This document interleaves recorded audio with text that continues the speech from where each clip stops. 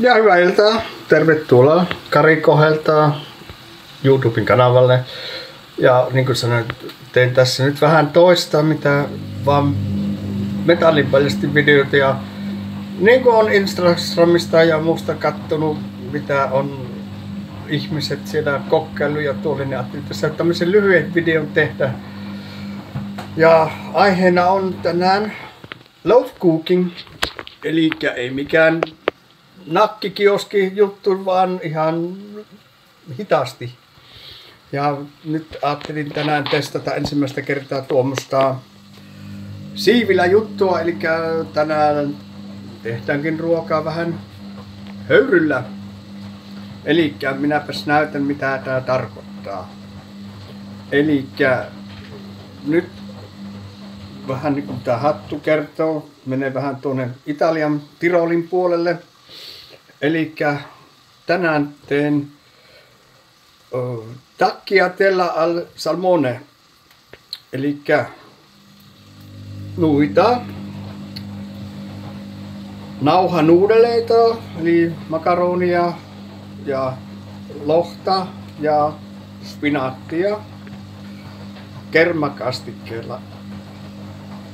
Ja tuota kermakastiketta tuli vähän hyystettyä tuommoisella valkkarilla vähän. Ja muuten katsotaan, jos tämä kamera tästä nyt onnistuu.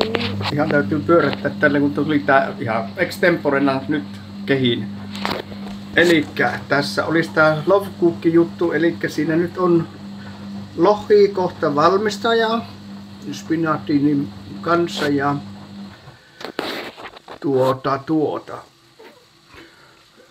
tää nauha, makaroni ja kastike on tuossa jo valmiina. Elikkä